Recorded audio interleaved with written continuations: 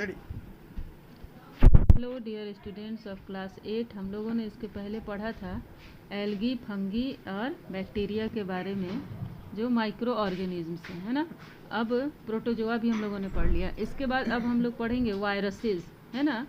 Virus सबसे ज़्यादा dangerous micro organism है, क्योंकि ये कोई फ़ायदा नहीं पहुंचाता है, ना प्लांट्स को, ना एनिमल्स को, ना ह्यूमन बींग्स को, है ना।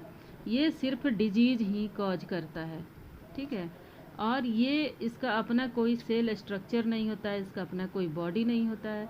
ये सिर्फ क्रोमोसोम्स के फॉर्म में ही पड़ा रहता है, जिसकी वजह से जब इसका पूरा सेल नहीं रहता है, बॉडी नहीं रहता है, तो इसमें सारे काम जो फंक्शंस होते हैं, डाइजेशन, फूड लेना या उसका डाइजेशन होना, उसके बाद एनर्जी निकलना, इसमें मतलब कुछ भी लिविंग सेल का कोई फंक्शन नहीं दिखाई देता है।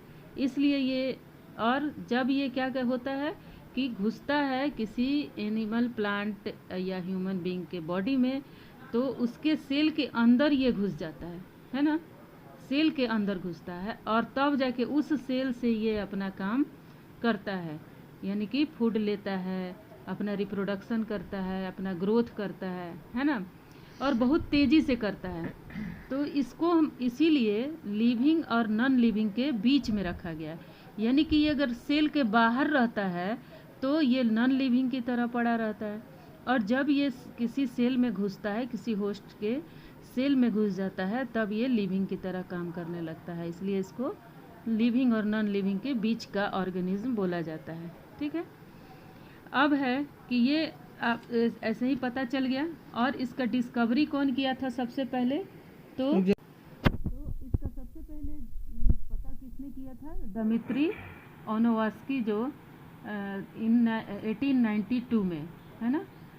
उन्होंने ही बताया था कि वायरसेस भी एक जो वायरसेस हैं वो माइक्रो ऑर्गेनिज्म है ना।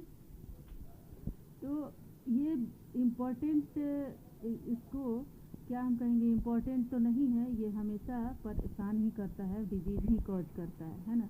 अभी फ़िलहाल आप लोग देख रहे हैं कि कैसे वायरस की वजह से, कोरोना वायरस की वजह से पूरा दुनिया जो है वो परेशान है ना। तो वायरस हमारे लिए हेल्पफुल कभी भी नहीं होते हैं।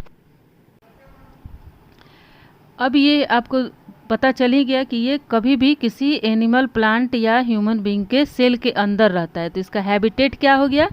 किसी भी ऑर्गेनिज्म का सेल के अंदर ही ये घुस जाता है और वहाँ पे अपना ग्रोथ करने लगता है।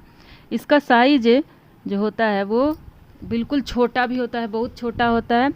जो सबसे छोटा वायरस होता है उसको हम लोग बोलते हैं अल्फाल्फा मोज़ैक, है ना, अल्फाल्फा मोज़ैक, जिसका साइज जो है वो क्या है, ओनली 17 nm है, नैनोमीटर है ना, 17 नैनोमीटर है। और सबसे बड़ा वाला जो वायरस होता है वो मिक्सो वायरस होता है, जिसका साइज 800 × 10 nm है ना। तो